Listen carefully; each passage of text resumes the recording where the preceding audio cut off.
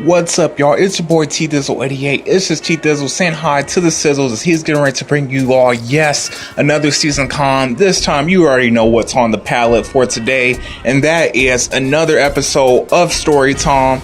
And this time, I got a story that's a little bit interesting for me, something that you don't usually see on a day-to-day basis. So, first of all, in this gameplay, I'm going ahead and rocking with the AN94. I've been kind of switching on and off between the SCAR, the AN94, and the MP7 lately. I haven't really messed with the Scorpion in a while. In Black Ops 2, I used to really hit up the Scorpion because the Scorpion, one of those guns that you just go hard in the paint. You already know the deal. And for some reason on Black Ops 2, recently I've been getting much higher gameplays than I have when I actually started off playing Black Ops 2. I've been getting a lot of 50 pluses lately with decent KDs, but that's alongside the fact. Let's get straight into the episode of Story Time. And this time, I got a story after I was pretty much going to get my car insurance. Recently got my car, I'll say about two and a half months or so. Bought my first car, age 17. I felt pretty excited because that's not something all teenagers are able to say. When you're able to work hard for something and you know you got it with your hard-earned money and it's something that you can claim is truly yours, I mean, that's something to be proud of, really. And that doesn't matter the age, but when you're a teenager and you're doing it, it's something that you really can embrace. And so anyway, I bought my first car, 17, and my mom, she wasn't going to let me do how a lot of the other kids or a lot of my other friends were allowed to do, and that's basically drive their car without insurance. I don't know if my mom didn't trust me that I wasn't good enough driver or so. I'm pretty sure I've scared my mom a lot to the point where she would have a reasonable idea of me not being able to drive with car insurance, because for some reason, prior to now, before I had my car insurance, every time I drove the car with my mom, it was pretty much at the point where I did something stupid or some mistake that would make her think I couldn't drive. I remember one time I was driving with her and I was still learning the mechanics of the road and stuff like that, and the signs and all the rules and regulations. And normally when there's a green light at an intersection, the light just turns green. You wait for the oncoming traffic to go straight. If they're going straight, they keep on going straight and you allow them to go. They have the right of way. But this time, one of these times, I actually turned while oncoming traffic on the other side was still coming. So that's just one instance where our lives were saved, and luckily they were watching out and being careful, because if they weren't, we could have been in a tragic situation. There's times where I've literally ran stop signs before because I didn't see the stop sign, and trust me, now I'm much aware, more cautious of my environment, and I can't believe I made those mistakes in the past. But I'm a much better driver now. I whip it with one hand, I drive with one hand with the seat leaned all the way back. I'm just chilling, cruising for the bruising, and you already know the deal.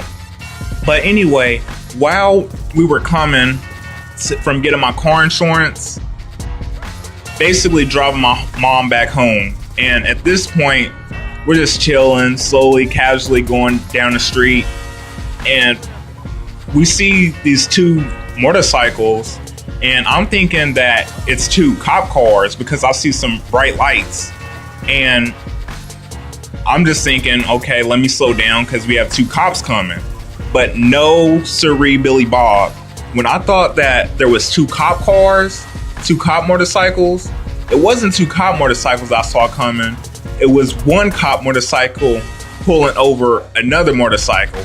And look at the spawn trap. Like, I'm all up in they grill. I'm here for the barbecue uninvited. You know, if you ever experienced that, you know what it's like. People who come to family invitations for food and everything, and all they want is the food. They don't know hardly any of the people there. I was just like that right there. But like I was saying, there was a cop motorcycle pulling over just another motorcycle, I guess was speeding. But as I slowly get closer to the cop motorcycle that was trying to pull over the other motorcycle, I start to realize that it doesn't look like a casual pullover. It doesn't look like this guy that's getting pulled over is really slowing down. And at this point, I realize something crazy is going down. I'm getting closer, I'm getting closer, I'm getting closer.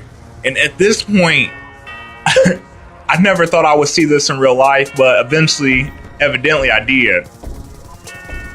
While the cop motorcycle was getting ready to pull over the other motorcycle, the dude resisted being pulled over. He slowed down, he faked out the cop like he was getting ready to stop to be pulled over and get the ticket or whatnot.